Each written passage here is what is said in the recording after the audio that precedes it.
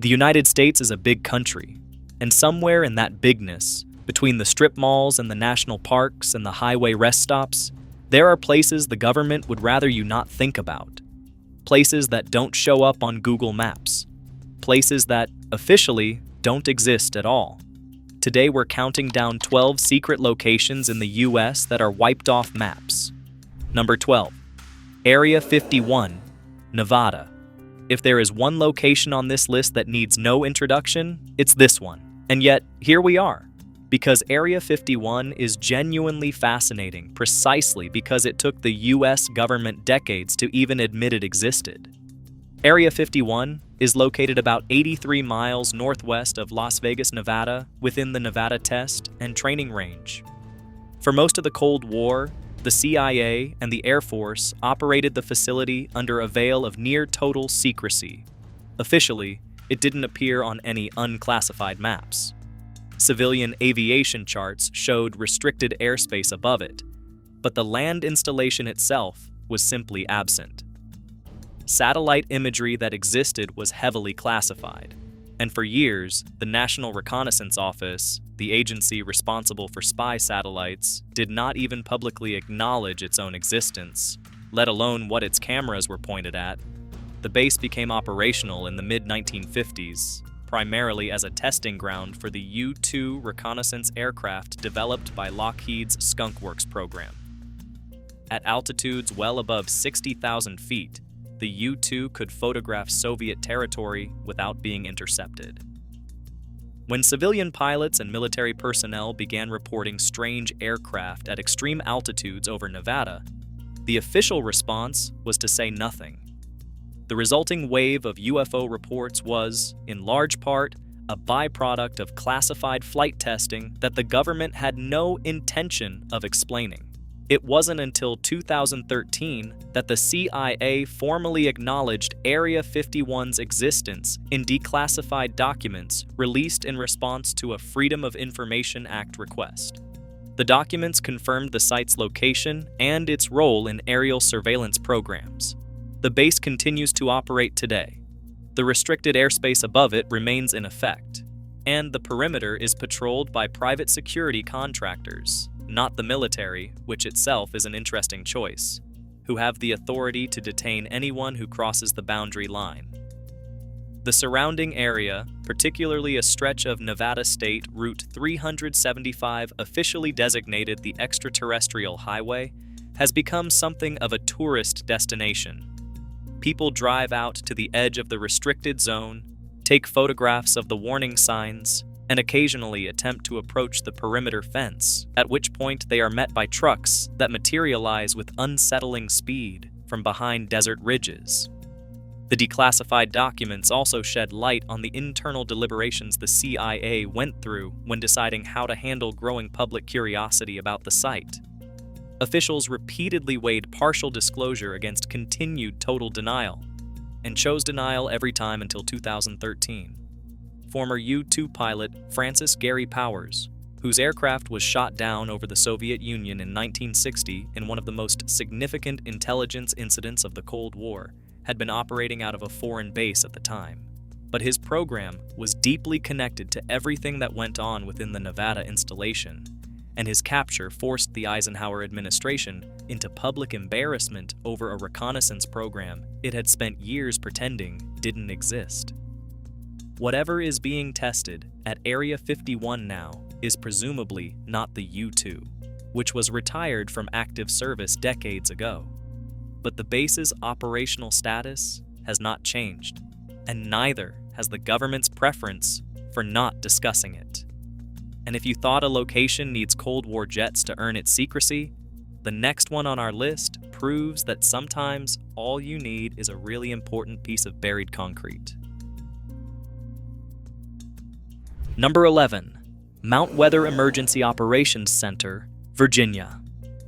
About 48 miles west of Washington, D.C., buried into the Blue Ridge Mountains near the town of Bluemont, Virginia, sits a facility that is simultaneously one of the most important buildings in the United States and one that most Americans have never heard of. Mount Weather Emergency Operations Center is the primary relocation site for the President, the Cabinet, and senior members of the federal government in the event of a catastrophic attack on Washington. It has been operational since the 1950s, when the possibility of a Soviet nuclear strike on the Capitol was considered a genuine planning scenario rather than a theoretical exercise. The facility was constructed with that specific scenario in mind. If Washington were destroyed, the people inside Mount Weather would constitute a functioning shadow government, capable of continuing federal operations. The existence of Mount Weather was not publicly acknowledged for decades. It first became known to the general public in 1974, when a commercial airliner, TWA Flight 514, crashed into the mountain during an approach to Dulles Airport. Journalists who went to cover the crash encountered a substantial federal facility that had not previously appeared in any public documentation.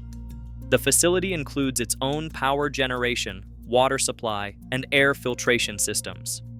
It is designed to sustain operations independently from outside infrastructure for an extended period. FEMA, which now administers the site, has confirmed the facility's existence and its general purpose, but the specific layout, capacity, and operational details remain classified. Mount Weather was activated during the September 11, 2001 attacks, when senior government officials were evacuated from Washington as a precautionary measure. Beyond that, the facility does what it was designed to do. It waits. Quietly, in the mountains, connected to the Capitol by secure communications lines, ready for a scenario that no one wants to think about too carefully. If an underground government bunker in Virginia isn't enough to make you slightly uneasy, the next location involves the U.S. Navy, the ocean floor, and a surveillance network that covers entire ocean basins. Number 10. The SOSUS network, multiple ocean locations. Here is a secret that is less a single location and more a system so vast it spans entire ocean floors.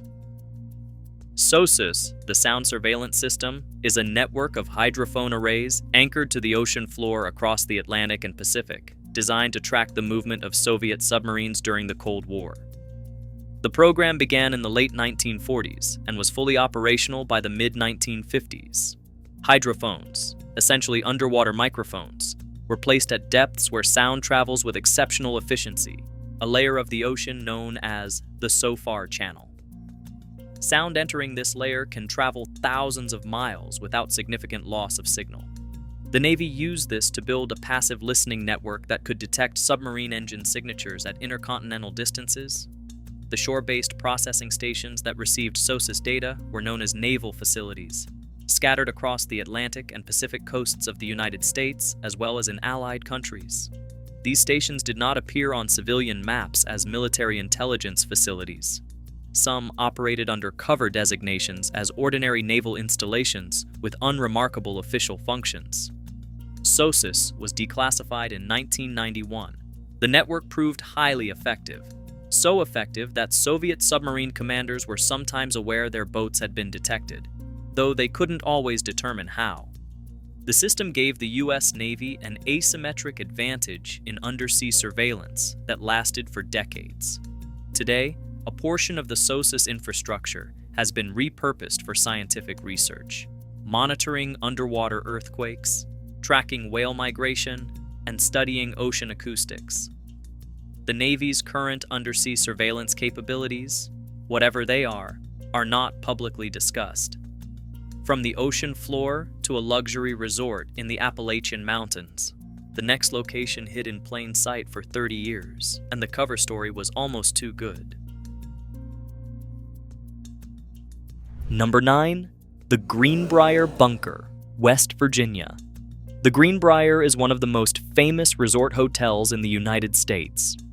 Located in White Sulphur Springs, West Virginia, it has hosted presidents and foreign dignitaries since the 18th century. It is also the former location of a fully equipped emergency relocation facility for the entire United States Congress. Yes, the whole Congress. Hidden under a luxury hotel, the bunker known officially as Project Greek Island, was constructed between 1958 and 1961 beneath a new wing of the hotel. The construction was carried out under the cover story that the wing was a normal hotel expansion. Workers who built the facility were required to sign non-disclosure agreements. The finished bunker included a legislative chamber for the House of Representatives, a separate chamber for the Senate, office space for congressional leadership, a medical facility, a power plant, a broadcast studio, and enough food and supplies to sustain 1,100 people for 60 days. The facility was maintained in operational readiness for 30 years by a small team of government employees who lived in the area under cover identities and were employed, officially, as television repair technicians for the resort. Their actual job was to keep the bunker ready for immediate occupation on 24 hours' notice. As cover stories go, that one held up remarkably well, for 3 decades. The secret lasted until 1992, when journalist Ted Gupp published an investigation in the Washington Post that revealed the bunker's existence in detail. Once the story was public, the government acknowledged the facility had been compromised and decommissioned it. The reasoning was straightforward. A bunker whose location is known to the general public and, by extension, to any foreign intelligence service reading American newspapers, no longer serves its intended purpose. The Greenbrier subsequently opened the bunker to public tours, which is arguably the most elegant way a secret government installation has ever handled its own exposure. The bunker is now a tourist attraction. You can walk through the legislative chambers, see the dormitories where senators would have slept during a nuclear crisis, and examine the broadcast studio where government officials would have addressed whatever remained of the country. A bunker under a hotel is creative, but the next location is less dramatic and far more modern. A building in Utah that stores more data than most people can conceptualize. Number 8, the NSA Data Center, Bluffdale, Utah. In 2013, journalist James Bamford reported on the construction of a massive data storage facility in Bluffdale, Utah, operated by the National Security Agency. The facility, officially the Intelligence Community Comprehensive National Cybersecurity Initiative Data Center, covers approximately 1 million square feet and cost around $1.5 billion to build. The Bluffdale facility is designed to store extraordinary volumes of digital data. The exact capacity has not been officially disclosed, but analysts and former NSA officials who spoke to journalists in the years following the initial reporting described a facility of unprecedented scale, built for a volume of data that had no practical precedent in civilian computing at the time. The facility became more widely known following the 2013 disclosures by former NSA contractor Edward Snowden, which confirmed that the NSA had been collecting and storing massive quantities of digital communications, including emails, phone call metadata, and internet activity. The Bluffdale Center was identified as a primary storage location for this collected data. The building itself sits in plain view in a business park. It looks, from the outside, like a very large and very secure corporate campus. There are no windows on the operational areas. The power consumption of the facility, substantial enough to require its own dedicated infrastructure, was one of the details that first attracted outside attention before the official reporting began. The NSA has acknowledged the facility exists. It has not discussed what is stored there or how long data is retained, which is, honestly, about the answer you'd expect. Storing everything anyone has ever typed or said is one approach to national security. The next location takes a more direct approach. It's where the military goes when the actual Pentagon is no longer an option. Number 7. Raven Rock Mountain Complex, Pennsylvania. About 14 miles north of Camp David, on the Pennsylvania side of the Maryland border, there is a mountain with a facility inside it. Raven Rock Mountain Complex, also known as Site R, is an underground command center that functions as an alternate Pentagon, designed to continue military command and control in the event that the actual Pentagon is destroyed or rendered inoperable. Construction of Raven Rock began in 1948, and the facility became operational in 1953.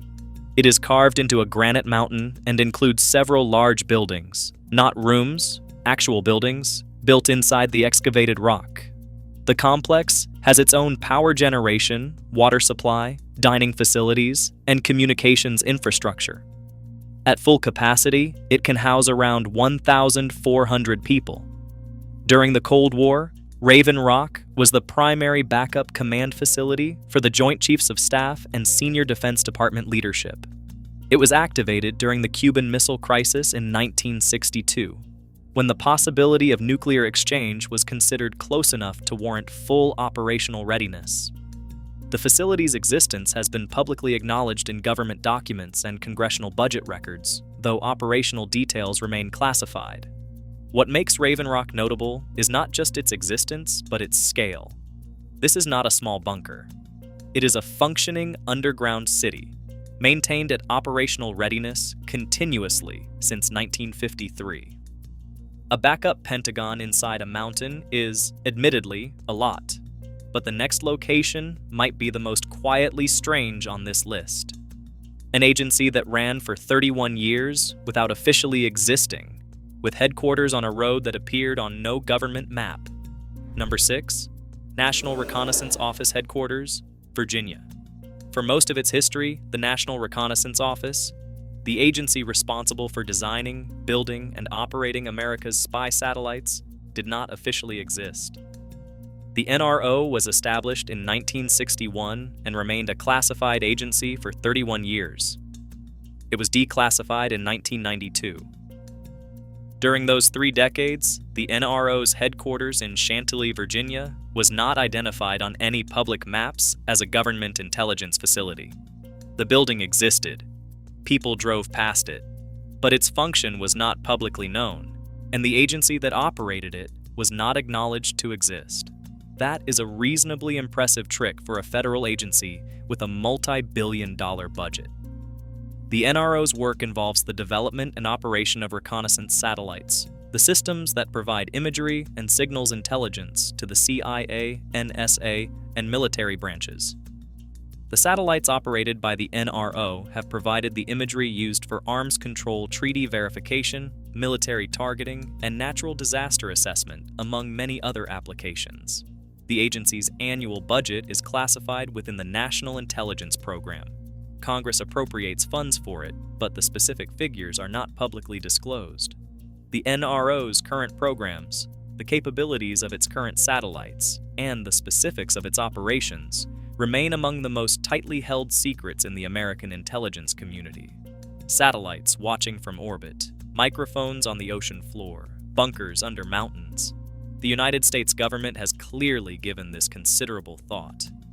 The next location is less about surveillance and more about a decades-long secret involving nuclear material and a cleanup bill that is genuinely difficult to comprehend. Number 5, Hanford Site, Washington State. The Hanford site in southeastern Washington State is one of the most contaminated places in the Western Hemisphere. It is also one of the most significant sites in the history of nuclear weapons development, and for much of its operational life, the full extent of what was happening there was not publicly disclosed. Hanford was established in 1943 as part of the Manhattan Project. Its primary function was the production of plutonium for nuclear weapons. The plutonium used in the bomb dropped on Nagasaki in August 1945 was produced at Hanford. After the war, the site continued producing plutonium for the American nuclear arsenal through the Cold War. What was not publicly disclosed at the time, and what became known only through declassified documents and investigative reporting beginning in the late 1980s, was the scale of radioactive contamination that had accumulated. Millions of gallons of radioactive and chemically hazardous waste were stored in underground tanks, some of which were known to be leaking into surrounding soil and groundwater. The Columbia River, which flows along the site's eastern boundary, showed elevated levels of radioactive contamination for years. The cleanup of Hanford is the largest and most complex nuclear remediation project in American history. It has been underway since the late 1980s and is projected to continue for decades. The current estimated cost of the cleanup exceeds $677 billion, making it one of the most expensive environmental remediation efforts ever undertaken anywhere in the world. One of the central challenges at Hanford involves 177 underground storage tanks containing a combined total of approximately 56 million gallons of radioactive and chemical waste. Dozens of those tanks are confirmed to have leaked at some point in their operational history. The waste inside them cannot simply be pumped out and disposed of. It must first be processed through a treatment facility that has been under construction at Hanford for years and has faced repeated engineering challenges and cost overruns. The first operational runs of that treatment plant began only recently, and full processing of all tank waste is not expected to be complete until well into the second half of this century. The site covers approximately 586 square miles. Large portions remain restricted. The full extent of the contamination is still being assessed. Hanford is a reminder that some secrets don't stay hidden because of classification. They stay hidden because the truth is simply too large and too expensive to confront all at once. The next location is smaller in scale, but what happened there once made national headlines in a way the Army definitely did not enjoy. Number 4. Dugway Proving Ground, Utah. Located about 85 miles southwest of Salt Lake City in the Utah desert, Dugway Proving Ground is the U.S. Army's primary testing facility for chemical and biological defense systems. It covers approximately 800,000 acres, larger than the state of Rhode Island, and has been operational since 1942. Dugway was established during World War II to test chemical weapons and evaluate protective equipment and countermeasures. The facility conducted extensive testing of chemical agents across its desert ranges, where the remote location and prevailing wind patterns were considered sufficient to contain testing safely within the installation's boundaries.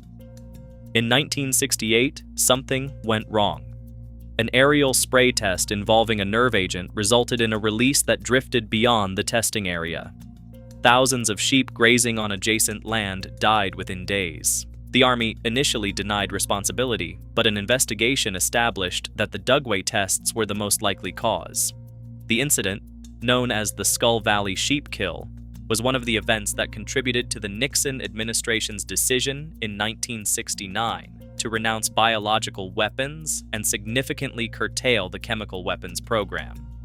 Dugway continues to operate, now focused on defensive research, developing detection systems, protective equipment, and countermeasures against chemical and biological threats. In 2011, the base made national news when a small quantity of a nerve agent could not be immediately accounted for in inventory. It was eventually located.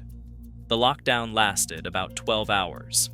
The Army described the situation as routine, which is a characterization that probably reassured no one in the surrounding area. From a nerve agent testing ground in Utah to West Virginia, the next location listened to the world's communications for decades from a valley so quiet that microwave ovens were considered a security risk. Number 3. Sugar Grove Naval Station, West Virginia. Tucked into a remote valley in Pendleton County, West Virginia, the former Sugar Grove Naval Station operated for decades as one of the most secretive signals intelligence facilities in the United States. The site operated continuously from the late 1950s until 2015, when it was closed as part of a consolidation of NSA facilities. Sugar Grove was operated jointly by the Navy and the NSA and was equipped with large satellite dish arrays used to intercept communications from commercial and government satellites passing over the Atlantic. The facility was part of the Echelon Network, a signals intelligence sharing arrangement between the United States, the United Kingdom, Canada, Australia, and New Zealand, collectively known as the Five Eyes Alliance. The existence of Echelon was not officially acknowledged by any participating government for decades. When it was finally confirmed through European Parliament investigations in the early 2000s, the scope of the system, designed to intercept and process vast quantities of telephone and electronic communications, generated significant political controversy, particularly in Europe. Sugar Grove sat within a National Radio Quiet Zone, a federally designated area where radio transmissions are severely restricted to protect the facility's sensitive listening equipment. Residents of the surrounding communities used no wireless devices. The nearest towns adapted, quietly and with very little choice in the matter, to life in one of the most electromagnetically silent environments in the country. When the station closed in 2015, the land was transferred to the U.S. Forest Service. The dish arrays were removed, the buildings were left standing. Sugar Grove now collects nothing but weather data and the occasional confused hiker. From the quiet mountains of West Virginia to the Nevada desert, the next location is a $15 billion project that was supposed to solve one of America's most pressing problems, and instead became a very expensive reminder of how complicated that problem actually is. Number 2. Yucca Mountain, Nevada. Yucca Mountain in Nevada was designated in 1987 as the permanent repository for the United States high-level nuclear waste. After more than 30 years and approximately $15 billion in research and construction, it has never opened, and its legal and political status remains unresolved. The mountain sits about 100 miles northwest of Las Vegas, on land adjacent to the Nevada test site, the former nuclear weapons testing range where the United States detonated 928 nuclear devices between 1951 and 1992. The Department of Energy spent decades studying the site, drilling tunnels, and evaluating whether the geology was suitable for containing radioactive waste for the tens of thousands of years required for the material to decay to safe levels. The project was suspended in 2010 when the Obama administration withdrew the license application, citing political opposition from Nevada, where elected officials of both parties had opposed the project for years. The nuclear waste that Yucca Mountain was supposed to store is currently held in temporary storage at commercial nuclear power plants and other facilities across the country, approximately 90,000 metric tons of it, at 121 sites in 39 states. The tunnel network drilled into the mountain at a cost of billions sits unused. No alternative permanent repository has been identified. The United States currently has no approved long-term solution for its nuclear waste, and Yucca Mountain, the solution that was meant to resolve the problem, has become a very expensive hole in the Nevada desert that officially isn't a storage site, isn't open, and isn't going anywhere. And for the final location on our list, we're heading underground one more time, not to a government bunker, but to a vault under Manhattan that holds more gold than most countries have ever seen. Number 1. The Federal Reserve's Underground Vault, New York. Beneath the streets of Lower Manhattan, 5 stories below street level and 1 story below the bedrock of the island itself, the Federal Reserve Bank of New York maintains a vault that currently holds more gold than any other known location on Earth, approximately 6,000 tons of it, representing a significant portion of the world's officially held gold reserves. The vault was completed in 1924, when the current Federal Reserve Bank building on Liberty Street was constructed. The structure was deliberately built down to actual Manhattan bedrock, not concrete foundations, not pilings, bedrock, because the gold stored inside would be far too heavy for conventional foundation structures. The vault itself is a 50-foot cylinder set into the rock, sealed by a 90-ton steel cylinder that rotates into place to close the entrance. What makes the Fed Vault particularly notable from the perspective of this list is its clientele. Approximately 98% of the gold stored there does not belong to the United States government. It belongs to foreign governments and central banks. Around 36 countries store gold at the New York Fed. They keep it there because for most of the 20th century, Lower Manhattan was considered one of the most politically stable and physically secure locations on Earth for national reserves. Gold transfers between countries are handled without the gold physically going anywhere. If one country transfers gold to another, Fed employees move the relevant bars from one compartment of the vault to another and update the ledger. The gold itself rarely leaves the building. It just changes owners while sitting in the same room. The vault is not publicly accessible, though the Fed offers limited tours. The precise inventory at any given time, which countries have what and how much, is not publicly disclosed. In a world of digital transactions and cryptocurrency, there is something genuinely strange about the fact that thousands of tons of physical gold sit in a room under Wall Street, quietly representing the financial reserves of dozens of nations, essentially unchanged in function since 1924. And that is our list. 12 secret locations in the US that are wiped off maps. From the Nevada desert to the ocean floor, from mountains in Virginia to a vault under Manhattan, the United States has built a remarkable infrastructure of places it would prefer you not know about. Some of them you now know about anyway. A few are still actively classified. Some became public knowledge through declassification, some through journalism, some through accidents that made continued denial impossible. And there are, almost certainly, others that have not made it onto any list yet. Because if they had, they would not be doing their job. If you enjoyed this video, please like and subscribe to our channel so you never miss out on more videos like this one.